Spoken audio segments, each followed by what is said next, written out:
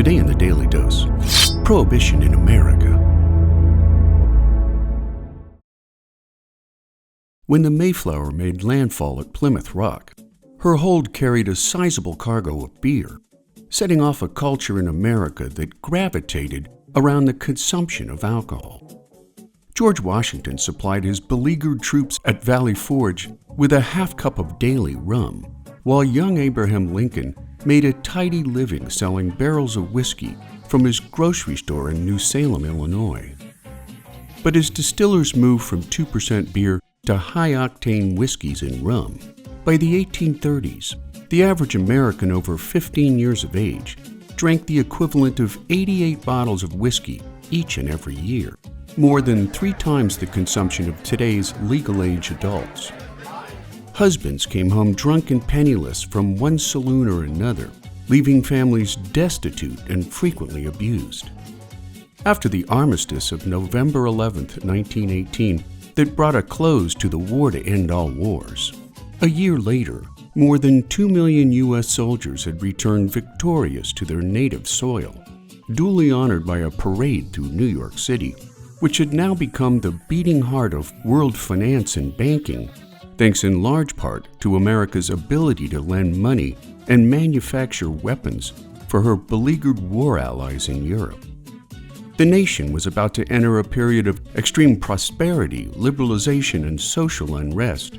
Yet as the new decade dawned, at noon on September 16, 1920, a horse-drawn wagon exploded in front of the J.P. Morgan Bank on Wall Street, killing 38 while leaving another 143 seriously wounded. The two events, from the triumphant return of doughboys to the communist Red Scare fears suspected behind the Wall Street bombing, both stood as fitting, polarized bookends of the roaring 20s to come.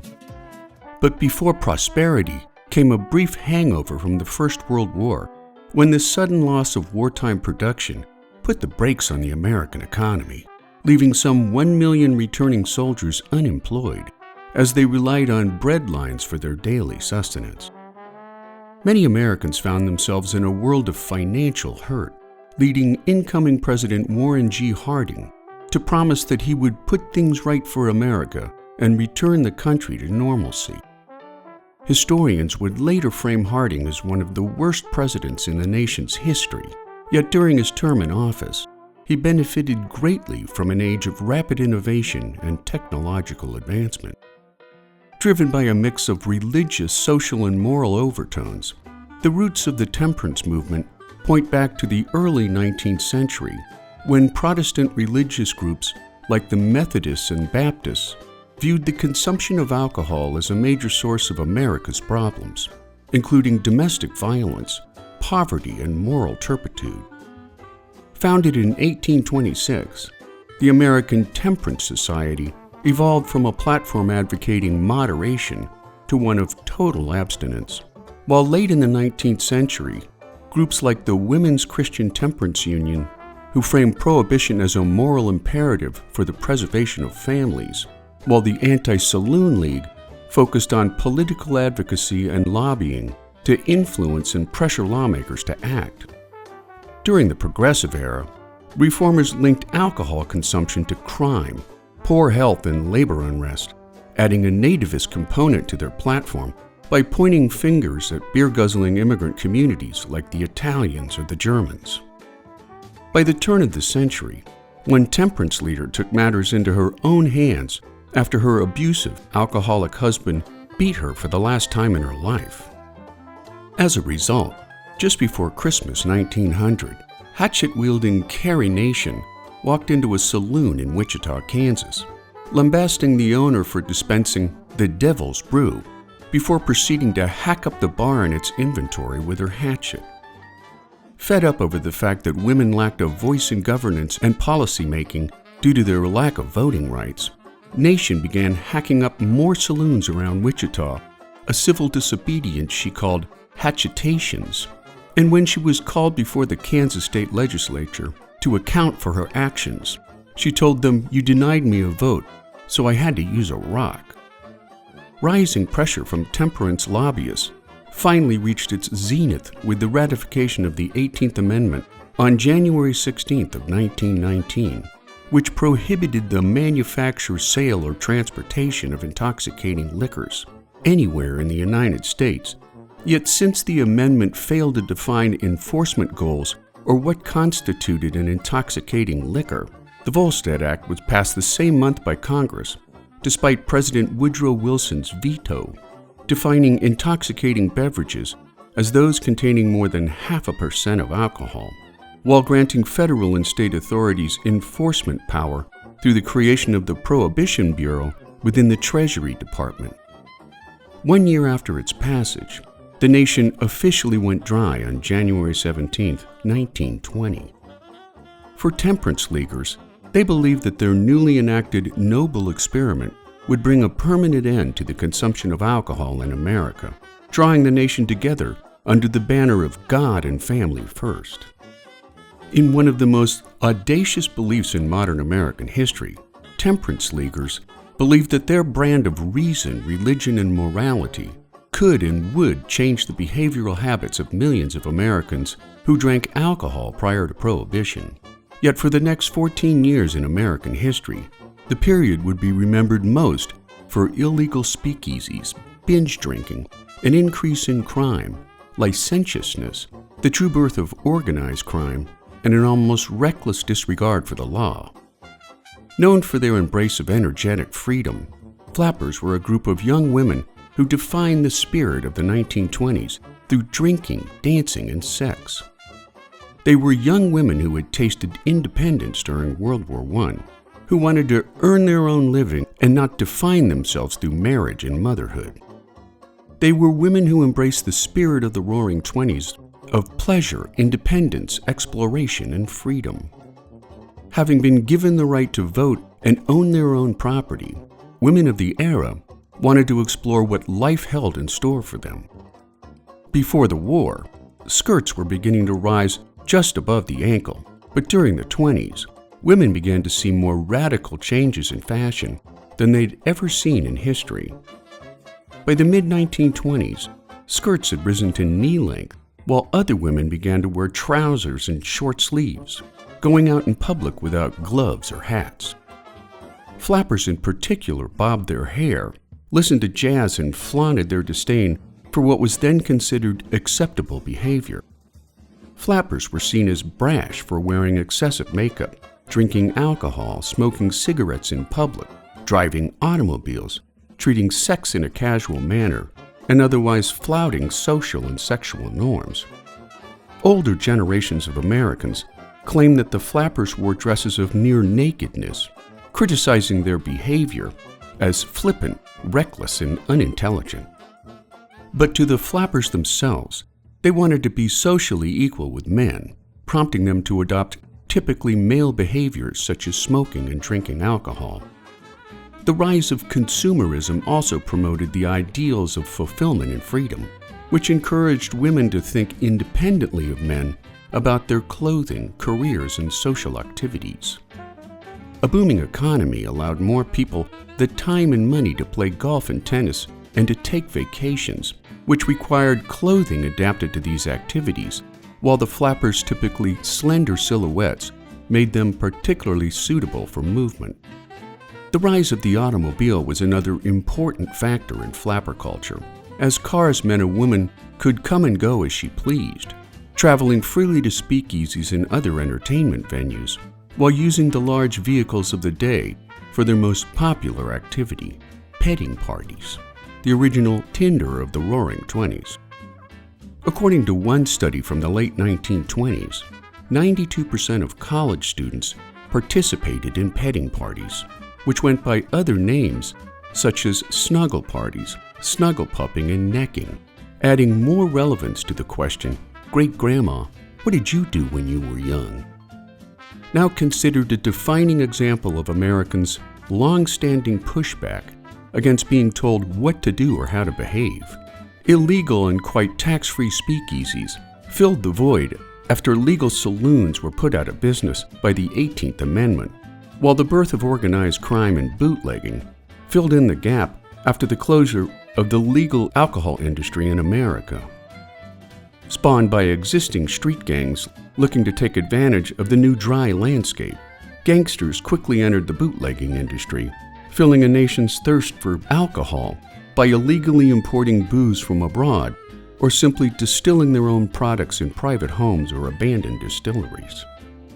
While every major U.S. city witnessed the proliferation of bootlegging and organized crime, perhaps the most notable was Chicago, where gangsters like Al Capone controlled an empire of speakeasies, breweries, and distribution networks with profits estimated at $100 million per year.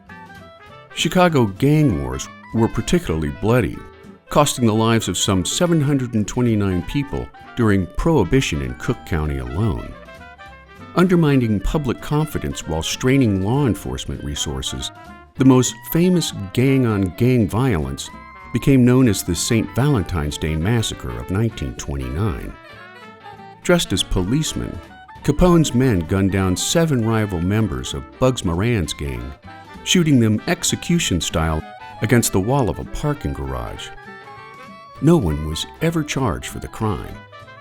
Given the sheer magnitude and scale of illegal alcohol production and distribution, Prohibition quickly overwhelmed the Prohibition Bureau, which remained underfunded and understaffed throughout the whole of its existence. Prohibition further exposed serious deficiencies and weaknesses in law enforcement when bootleggers paid handsome bribes to law enforcement and government officials, leading to rampant corruption, even among Prohibition Bureau agents known as proheats. Combined with the widespread disregard for law, respect for legal authorities further evaporated in the eyes of average Americans, which made enforcement of Prohibition-era laws nearly impossible. While high-priced illegal alcohol could be afforded by middle and upper-class Americans, the nation's working class was forced to abstain from alcohol or resort to making their own moonshine whiskeys or bathtub gins.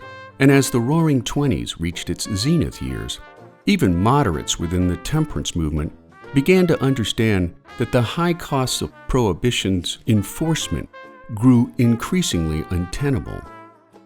After the stock market crash of 1929 ushered in the early years of the Great Depression, Democratic presidential candidate Franklin D. Roosevelt ran on a platform calling for Prohibition's repeal, winning a landslide victory over presidential incumbent Herbert Hoover, whom many Americans blamed for the nation's worsening economic crisis. As a result, on December 5, 1933, the 21st Amendment became law, effectively repealing the 18th Amendment with a flurry of jubilation. Looking back, Prohibition delivered a profound impact on American culture, witnessing the emergence of new social norms, values, and behaviors, in particular among younger generations. The flapper culture of the 1920s honed its teeth through rebelliousness and the rejection of the traditional Victorian values of their parents, much like the hippie culture to come in the 1960s. Over time, flapper culture became closely synonymous with the wild nightlife of speakeasies and the consumption of alcohol, while jazz music became the soundtrack of speakeasy culture, which was further inspired by what historians call the Harlem Renaissance of the Roaring Twenties. Originally conceived as an upper-class white neighborhood in the 1880s, Harlem soon experienced a rapid overdevelopment that left many landlords desperate for tenants.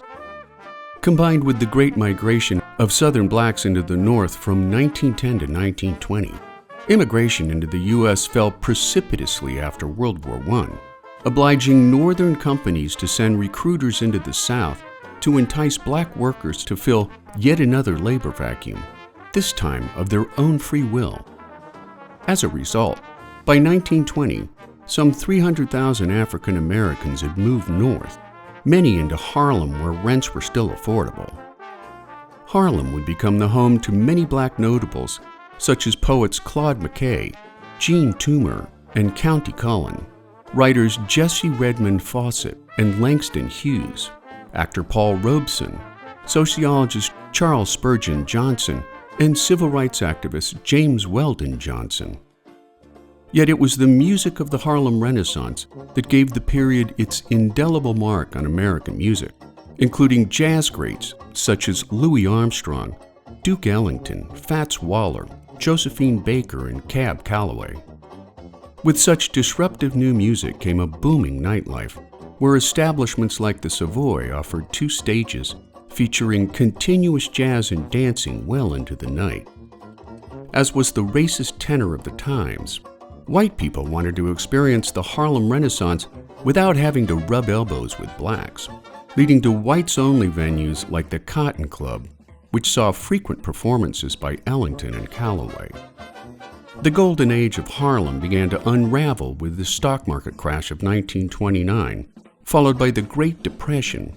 But the biggest death knell for the Harlem Renaissance was the end of Prohibition in 1933, which meant that white partygoers no longer sought out the illegal booze available in uptown clubs.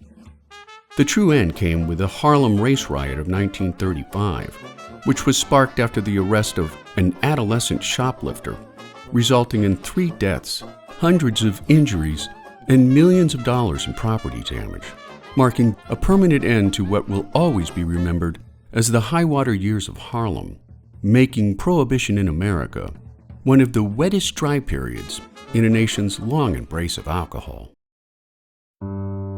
Today's Daily Dose documentary is brought to you by PlatoSpeech.com, a lesson planning tool leveraging content like this and much more for educators and homeschooling parents. Check out the description for more information so that you too can teach something new every day.